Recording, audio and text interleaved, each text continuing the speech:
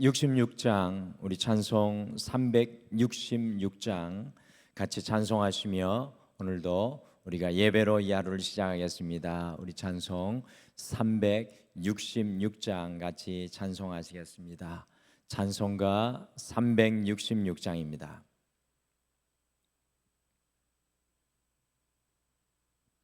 찬송 366장입니다.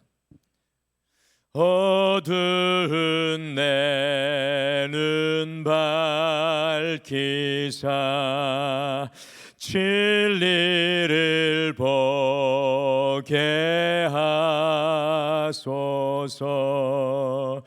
진리의 열쇠 내게 주사 참 빛을 찾게 하소서. 깊으신 뜻을 알고자 엎드려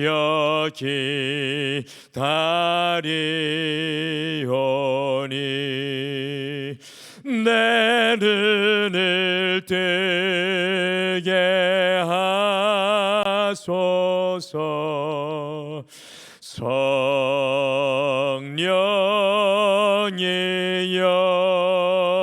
성령이여 막혀진 내 귀 여시사 주님의 귀한 음성을 이 귀로 밝히 들을 때에 내 기쁨 한량 없겠네. 깊으신 뜻을 알고자 엎드려 기다리오니 내 귀를 열어 주소서.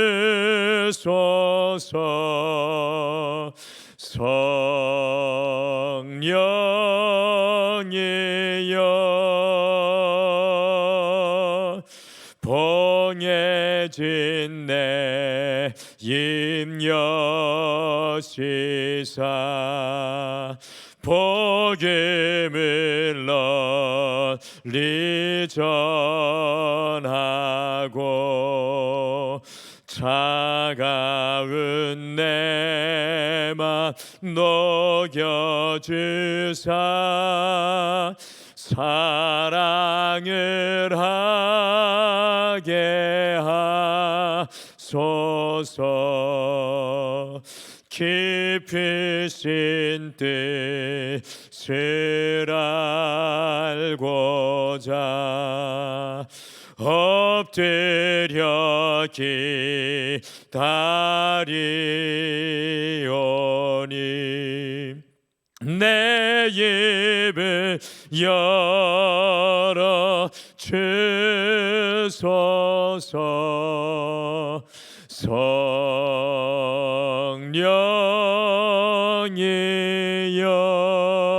성령이여. 아멘. 우리 다 같이 기도하시겠습니다. 하나님 아버지, 오늘도 이 하루를 시작하며 진실한 고백의 찬양을 올려드립니다. 세상의 것들로 어두워진 우리의 눈과 세상의 것들로 막혀진 우리의 귀와 귀와 또한 봉해진 우리의 입을 열어주셔서 주님의 진리를 보게 하시고 주님의 귀한 음성을 듣게 하시고 우리의 입술로 주의 복음과 사랑을 증거할 수 있도록 주여 우리를 깨워 주시옵소서. 오늘 이 하루를 시작하며 우리의 마음을 낮추기를 소망합니다.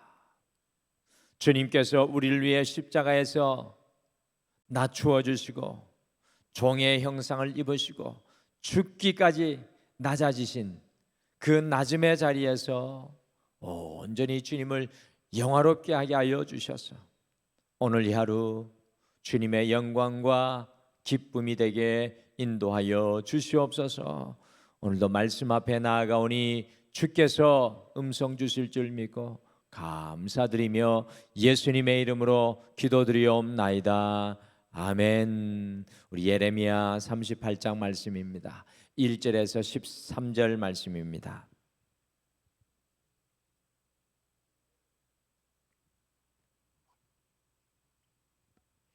예레미야 38장 1절에서 13절 말씀, 우리 찾으셔서 1113페이지에 있습니다.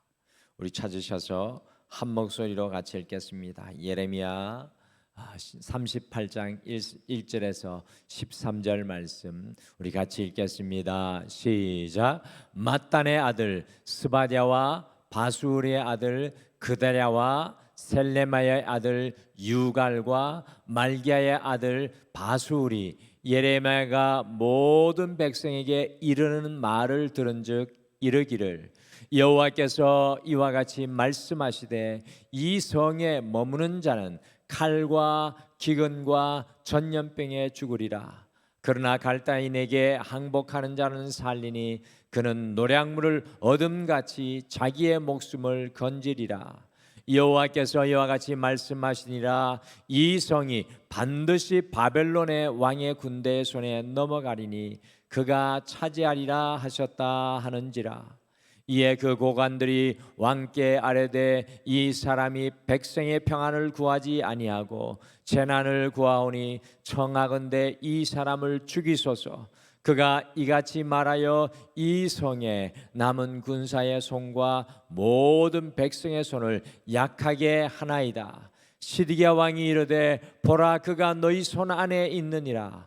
왕은 조금도 너희를 거스를 수 없느니라 하는지라. 그들이 예레미야를 끌어다가 감옥들에 있는 왕의 아들 말기야의 구덩이에 던져 넣었을 때에 예레미야를 줄로 달아 내렸는데 그 구덩이는 물이 없고 진창뿐이므로 예레미야가 진창 속에 빠졌더라. 왕국 내시 구수인 에벳멜렉이 그들이 예레미야를 구덩이에 던져 넣었음을 들으니라.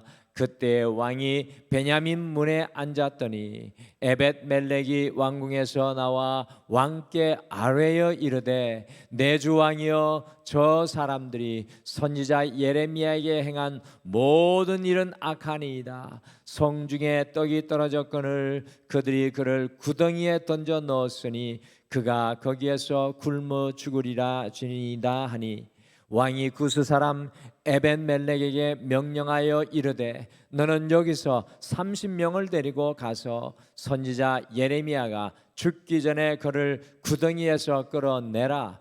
에벳멜렉이 사람들을 데리고 왕궁 곳간 밑방에 들어가서 거기에서 헝겊과 낡은 옷을 가져다가 그것을 구덩이에 있는 예레미야에게 밧줄로 내리며 구수인 에벳멜렉이 예레미야에게 이르되 당신은 이 헝겊과 낡은 옷을 당신의 겨드랑이에 대고 줄을 그 아래에 대시오. 예레미야가 그대로 하매 그들이 줄로 예레미야를 구덩이에서 끌어낸지라. 예레미야가 시위대들에 머무니라. 아멘. 이 대한민국 남자들은 군대라는 세상 어느 곳에서도 경험할 수 없는 이 특별한 삶의 시간을 다 경험을 합니다. 지금도 제 기억에 아주 생생하게 남아있는 것은 제가 훈련소에서 6주간의 기본 군사훈련을 받고 포병이 되어서 강원도 최전방 철원의 부대로 배치를 받게 되었을 때 공교롭게도 제가 배치받은 지 얼마 있지 않아서 그 철원의 추운 동계 군사훈련이 진행이 되었습니다. 제가 한 번도 해보지 않은 60 트럭에 포탄과 실탄을 싣고 포를 견인을 해서 매서운 철원의 겨울바람을 뚫고 훈련장으로 가서 저 북쪽 방향으로 포를 위치시키는 이 방열 훈련을 했습니다.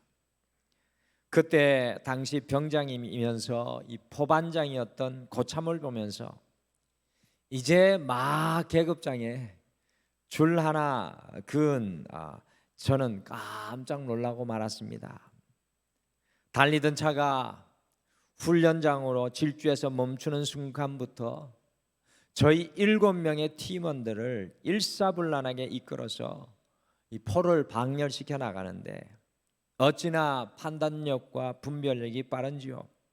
그도 그럴 것이 차가 멈춘 이후에 3분 이내로 그 큰 포를 발포할 준비를 해야 하니까 포다리를 얼어붙은 땅을 파고 묻어야 하고 정확하게 포를 쏠 목표를 향해 위치해야 하니까 정확하고 신속한 분별이 없으면 안 되었습니다. 제가 보니까 우리 팀에는 상병이 하나, 일병이 둘, 이제 막 배치받은 이등병이 둘이니 포가 제대로 방연될 일이 없습니다. 이등병들은 뭐 아무것도 모르니까 열중시하고 지켜보는 입장이고 저는 그냥 지켜보고 있었습니다.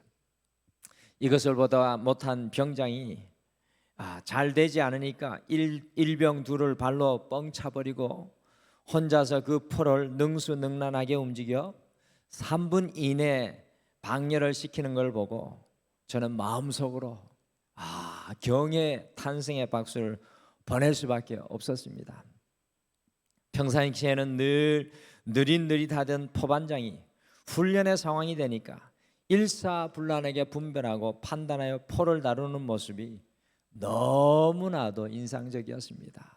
그런데 병장이 되니까 다 그와 같은 분별력을 가지게 된다는 사실이 또 더 놀라웠습니다.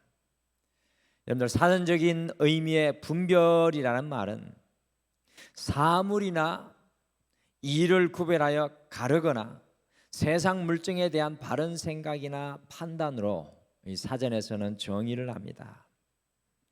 우리의 삶을 가만히 돌아보면요, 우리는 하루에도 수많은 순간에 분별하여 판단하고 행동을 합니다.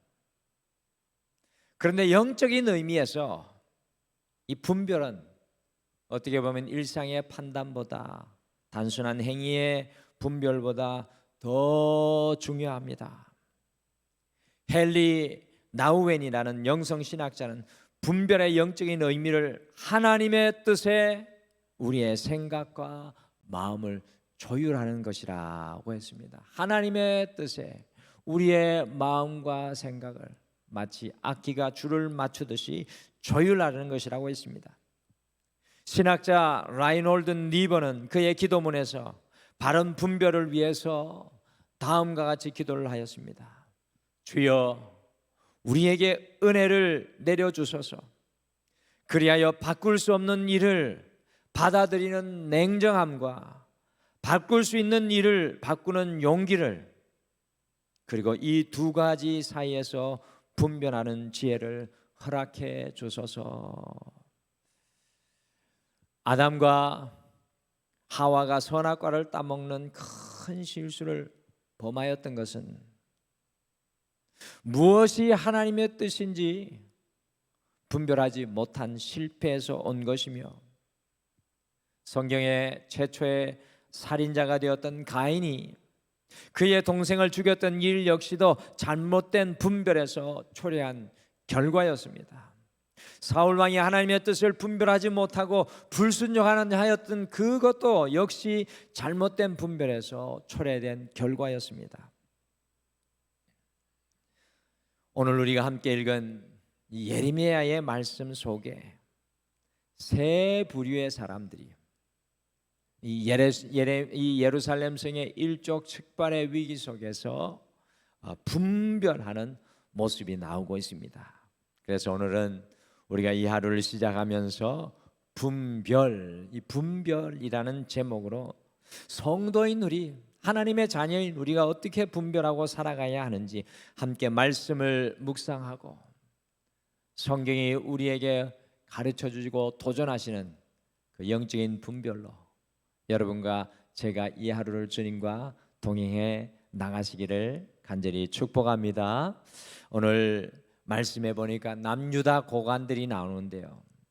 남유다의 고관들은 생각의 우선순위가 바뀌어 분별에 실패하였습니다. 이 생각의 우선순위가 바뀌어 분별에 실패하는 모습이 나옵니다.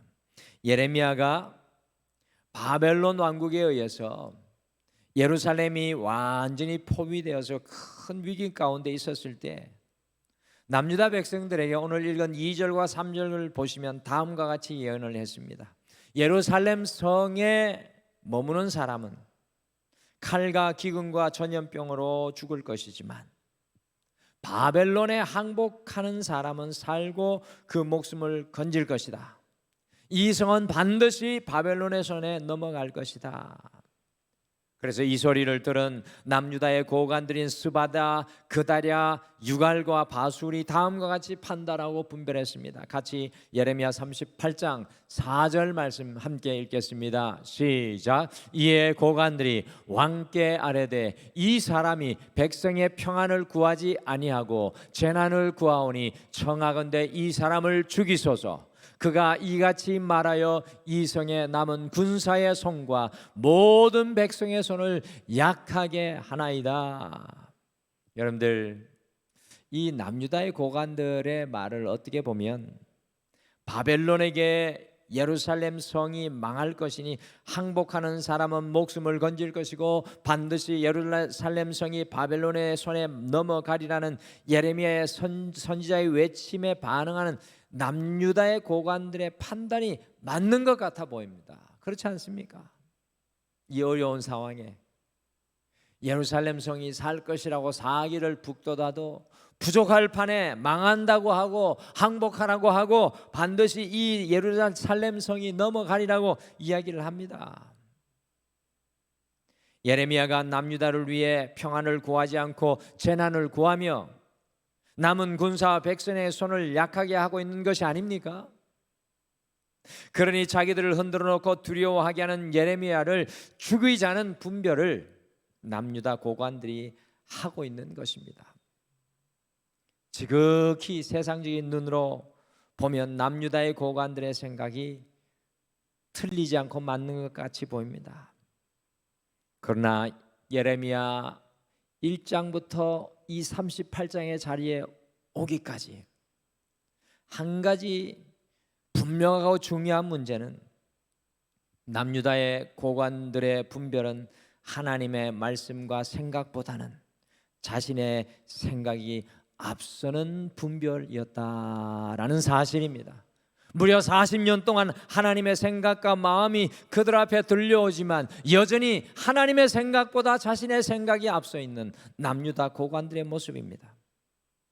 생각의 우선순위가 바뀌어 있는 사람들, 아니 40년 동안 주의 말씀이 외쳐와도 그들의 생각의 우선순위가 바뀌지 않는 남유다의 고관들의 모델입니다. 하나님의 생각과 마음에 자신들의 생각과 마음을 조율하고 맞추는 것이 아니라 주님의 말씀 앞에 주님 앞에 내가 깨어지는 것이 아니고 자신들의 생각이 하나님 앞에서 먼저 달려나가고 있는 남유다 고관들의 모습입니다. 그러니 이들은 예레미야를 도저히 이해할 수도 없고 용납할 수도 없어서 죽이자는 판단과 분별을 하고 있는 것입니다. 사랑하는 성도 여러분, 남유다 고관이 이 4명의 사람들이 낯설어 보이십니까? 사실 수많은 순간에 우리는 남유다의 고관들처럼 분별할 때가 많습니다. 특별히 인생의 위기의 순간과 문제와 어려움의 순간 앞에 서면 우리의 생각과 마음이 하나님의 생각과 마음에 조율되고 주파수가 고정되어야 하는데 늘 우리의 생각과 마음과 말이 앞서 나가는 생각의 우선순위가 바뀌어 있을 때가 있습니다. 더욱 두려운 것은 단 한 번도 하나님의 생각이 우리의 생각을 앞서는 때가 없다는 사실이 더 무서운 것 같습니다. 사랑하는 성도 여러분, 오늘 이 하루 속에 우리의 생각과 마음이 아니라 매 순간 예수님이라면 어떻게 하실까? 매 순간마다 예수님이라면 어떻게 하실까라는 질문으로 우리의 생각의 우선순위가 주님이 되시기를 간절히 축복합니다. 오늘 말씀해 보니까 시드기야 왕은 사람을 두려워하여 분별에 실패했습니다. 사람을 두려워하여 분별에 실패했습니다. 남유다의 고관들의 생각의 우선순위가 바뀌어서 자신의 생각들로 예루살렘 성을 불안하게 하고 두렵게 하는 예레미야 선지자를 죽이자고 시드기야 왕을 찾아와 가지고 닥달하고 말을 하니까 시드기야 왕이 무엇이라고 대답합니까? 참 기가 막힌 대답을 합니다. 왕인데 이런 대답을 하죠. 같이 예레미야 38장 5절 말씀을 함께 읽겠습니다. 시작. 시드기야 왕이 이르되 보라 그가 너희 손 안에 있느니라. 왕은 조금도 너희를 거스를 수 없느니라 하는지라. 시드기야 왕은 개인적으로 예레미야 선지자를 의지하고 신뢰를 했습니다. 그래서 계속적으로 비밀리에 하나님의 말씀을 예레미야 선지자에게 물었던 사람이 시드기야 왕입니다. 뒤에 가도 똑같습니다. 그런데 궁극적으로 시드기야 왕은 정말 안타깝게도 그의 신하들을 두려워했습니다. 바벨론에 의해 세워진 왕이니까 신하들이 두려울 수밖에 없습니다. 그래서 무엇이라고 말하였습니까? 보라 그가 너희 손 안에 있느니라. 왕은 조금도 너희를 거스를 수 없느니라. 시드기야 왕이 얼마나 남유다의 고관들의 눈치를 보며 두려워하는지 아주 잘 나타나고 있습니다. 왕은 조금도 너희를 거스를 수 없느니라고 합니다. 시드기야는 하나님의 말씀은 듣기는 좋아합니다. 주님께서 보낸 선지자 예레미야를 의지하려고 합니다. 그러나 그가 결정적으로 사람을 두려워하니까 그는 분별에 실패할 수밖에 없습니다. 하나님보다 사람이 앞서니 분별할 수가 없습니다. 바른 분별이 되겠습니까? 사랑하는 성도 여러분, 사람과 환경을 두려워하면 바른 분별은 불가능합니다. 할 수가 없습니다. 우리에서 참 넘어서기 어려운 문제가 사람과 환경을 두려워하는 것인 것을 우리가 발견하게 됩니다. 목회자인 저도 봐도 목회자들에게 제일 이 넘기 어려운 것이 이 사람인 것 같습니다. 이 시드기야 왕이 다른 사람이 아니더라고요. 바로 제 모습이 시드기야고 제가 시드기야가 될 때가 참 많이 있습니다. 오늘 이 하루 우리가 사람을 두려워하기보다 환경을 두려워하기보다 하나님을 두려워하며 주님 앞에 살아가며 분별하고 판단하기를 소망합니다. 하나님을 두려워하기를 원합니다. 매 순간 사람과 환경이 아니라 주님을 두려워할 때 우리의 삶의 길은 어긋나지 않고 우리는 결단코 길을 잃지 않게 될 것입니다. 마지막에 참 우리가 성경을 주의 깊게 골고루 읽어보지 않으면 이런 사람은 못 만날 사람인데 마지막에 나오는 사람이 에벳멜렉입니다. 에벳멜렉은 주님의 시선으로 바른 분별을 했습니다. 에벳멜렉은 주님의 시선으로 바른 분별을 했습니다. 이 에벳멜렉, 여기 멜렉이라는 것은 왕이라는 뜻이고 에벳이라는 것은 히브리어로 종이라는 뜻인데 왕의 신하, 이 사람 이름일 수도 있고 이 사람의 직책일 수도 있는데 에벳멜렉이라는 사람이 나오는데 이 사람은 7절에 보시면 독특한 게 구수 사람이었습니다. 구수 사람. 구수가 어디냐 하면 성경에서 지금의 에티오피아나 수단입니다. 에티오피아나 수단이니까 피부 색깔이 어떻겠습니까? 피부 색깔이 검었던 이방인이었습니다. 놀랍지 않습니까? 이 시드기야 왕의 신하 중에 한 사람이 구수 사람, 검은색 피부를 한 에벳멜렉이 있었던 것입니다. 그런데 예루살렘이 포위되어 있는 이 위기 속에 에벳멜렉만이 올바른 분별로 살아갑니다. 에벳멜렉을 통해서 우리가 무엇을 깨닫습니까? 바른 분별을 하기 위해 우리의 모습과 환경과 상황과 피부색과 가진 것과 교육이 중요한 것이 아니라는 겁니다. 영적인 분별은 우리의 교육도, 우리의 모습도, 우리의 환경도 우리가 가진 것으로 해내는 것이 아니라는 사실을 에벤멜렉을 통해 깨닫습니다. 여러분들, 바른 분별을 위해 무엇이 필요할까요? 같이 예레미야 38장 9절을 마지막으로 함께 읽겠습니다. 시작. 내 주 왕이여, 저 사람들이 선지자 예레미야에게 행한 모든 일은 악하니이다. 성중에 떡이 떨어졌거늘 그들이 그를 구덩이에 던져 넣었으니 그가 거기에서 굶어 죽으리이다 하니. 모두 다 입을 다물고 있을 때 에벤멜렉이 입을 엽니다. 저 사람들이 선지자 예레미야에게 행한 모든 일은 악하니이다. 왕조차도 두려워해서 그들의 생각을 거스를 수 없지만 에벤멜렉은 당당히 왕에게 나아가 저 사람들이 선지자 예레미야에게 행한 모든 일은 악하니이다라고 이야기합니다. 오늘 비단 오늘 이 행동뿐만 아니라 지금까지 40년 동안 저들의 행위는 악한다고 이야기합니다. 에벤멜렉이 남유다의 고관들이 하는 행동이 악하다고 분별하고 있습니다. 놀랍지 않습니까? 검은색 피부를 가진 이방인입니다. 이 사람이 남유다의 고관들이 예레미야에게 한 모든 행동이 악하다고 분별합니다. 어떻게 이런 일이 가능할 수 있을까요? 그것은 에벤멜렉은 바로 주님의 시선을 가지고 분별했기 때문입니다. 주님의 눈으로, 주님의 시선으로 이 상황을 분별했습니다. 주님께서 보시는 그 마음과 눈으로 보니 남유다 고관들의 모든 행동이 악하다는 것입니다. 주님의 눈으로 보니 두려울 것이 없습니다. 사랑하는 성도 여러분, 우리가 주님의 시선을 가질 때 바른 분별을 하게 될 것입니다. 그래서 오늘 이 아침에 하루를 시작하면서 우리가 구해야 될 가장 중요한 기도 제목은 바로 주님의 시선입니다. 주님, 제가 주님의 시선을 가지게 도와주시옵소서. 송명희 씨가 쓴 시 중에 똑바로 보고 싶어요라고 찬양으로 고백된 시가 있습니다. 똑바로 보고 싶어요. 어떻게 똑바로 보고 싶습니까? 똑바로 볼 수 있습니까? 주님의 시선으로만 우리가 똑바로 보며 바른 분별을 하게 됩니다.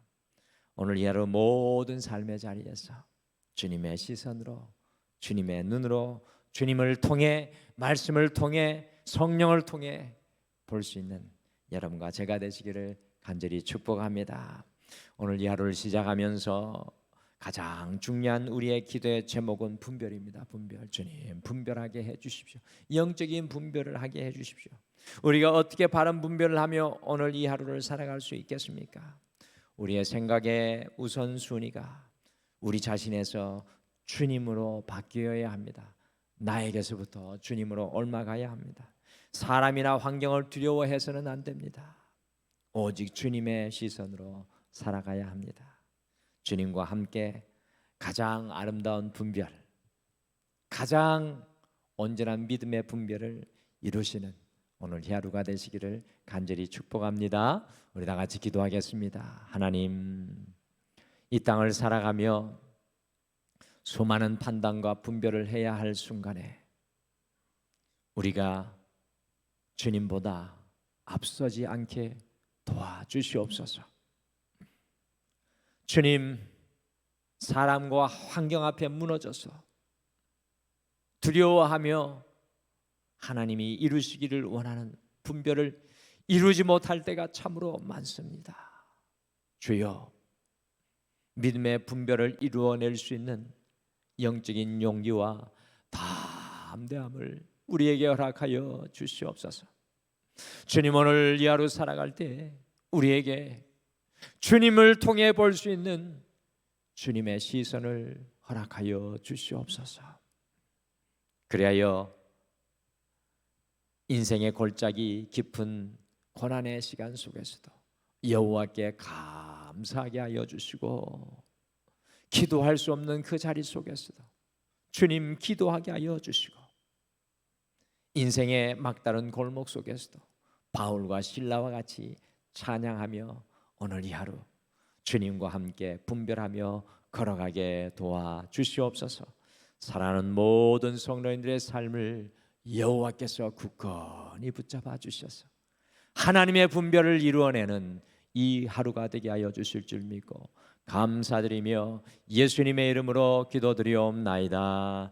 아멘. 하늘에 계신 우리 아버지여, 이름이 거룩히 여김을 받으시오며 나라가 임하시오며 뜻이 하늘에서 이루어진 것 같이 땅에서도 이루어지이다. 오늘 우리에게 일용할 양식을 주시옵고 우리가 우리에게 죄 지은 자를 사하여 준 것 같이 우리 죄를 사하여 주시옵고 우리를 시험에 들게 하지 마시옵고 다만 악에서 구하시옵소서. 나라와 권세와 영광이 아버지께 영원히 있사옵나이다.